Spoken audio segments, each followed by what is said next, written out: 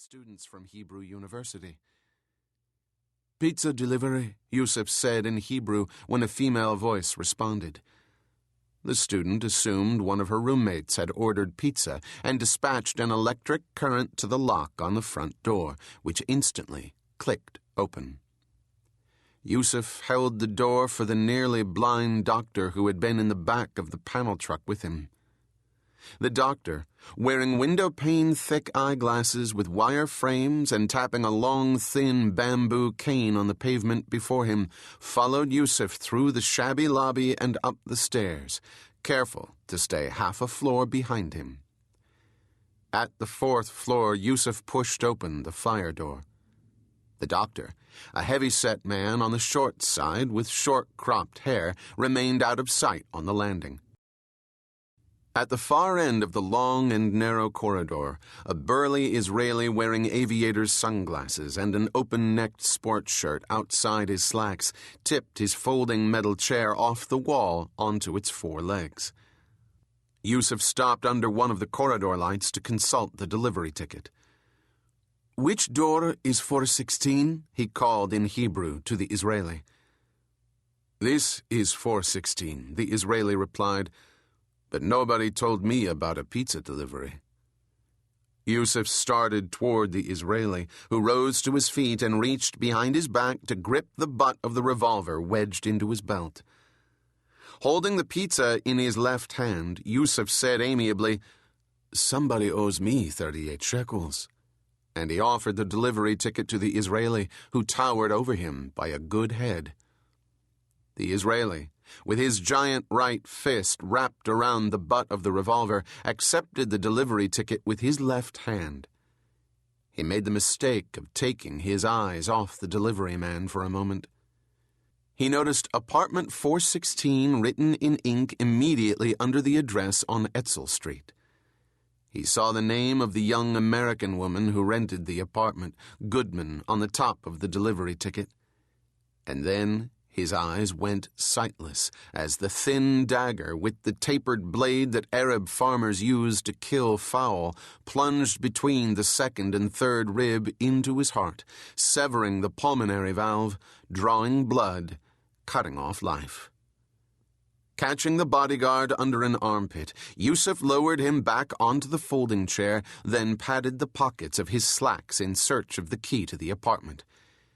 He found it as the doctor, his bamboo cane scraping the surface of the linoleum along the wall, came up behind him. Holding the bodyguard's revolver in his left hand, Yusuf slipped the key into the lock and noiselessly opened the door to 416. He quickly dragged the corpse through the door and propped it up in a sitting position against the Syrian camel saddle in the entranceway.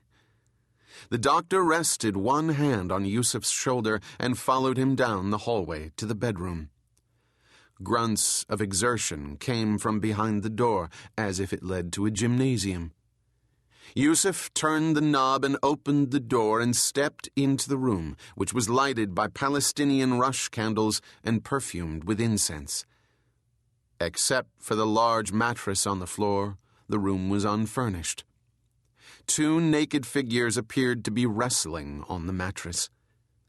The former general, now minister without portfolio in the coalition government, was flat on his back, his skin glistening with perspiration as the American woman, his mistress for the past 7 months, worked her lean body up and back, then down and forward above him. The minister must have caught a glimpse of shadows flickering on the wall because he tried to push the woman off, just as Yusuf, reaching over her shoulder, slit her throat. She collapsed onto her lover's body. The sticky rivulet of blood spurting from her neck soaked into the sweaty tangle of gray hair on his chest. Yusuf, leaning over the mattress, punched the dagger through the man's right palm, impaling his hand to the mattress, then aimed the revolver at his right eye. The minister, whose courage in combat was legendary in Israel, managed a hoarse whisper. "Fuck you, whoever you are," he muttered, breathing hard from the pain. The doctor, kneeling on the carpet, began to probe the minister's skull behind the ear, searching with the tips of delicate fingers for the distinctive knob of bone. When he found it, he produced a pearl-handled beretta from the inside breast pocket of the double-breasted suit jacket he wore over his white robe. Knowing the minister understood Arabic, he recited a passage from the Holy Quran. "Whoso judges not according to what God has sent down, they are the unbelievers. And therein we prescribed for them a life for a life, an eye for an eye, a nose for a nose, an ear for an ear, a tooth for a tooth, and for wounds, retaliation." He worked the slide on the pistol, chambering the first round, then pressed the tip of the barrel to the spot immediately under the knob of bone and pulled the trigger. The Beretta, chosen by the doctor because of its small caliber, barely made a sound as it dispatched a bullet into the minister's skull. There was a reflexive muscular spasm from the brain-dead man, then the utter stillness that suggested the absence of life. Rising to his feet, retrieving his bamboo cane, the doctor made his way to the window and tugged aside the cheap curtain thumbtacked to the sash. He could make out the blur of the full moon rising over the Judean hills. "Shadows are all I can see," he whispered as Yusuf joined him at the window. Yusuf said, "At this hour, shadows are all anyone can see." "Look into the shadows with your youthful eyes, and tell me what you see." "In the near distance I see the shadows of the Judean desert." "And beyond?" "Beyond the Judean desert I see the surface of the Dead Sea, silvery with the pale light of the full moon." "Look further." "Beyond the Dead Sea I see the deep shadows of the hills of Moab in Jordan." The doctor nodded.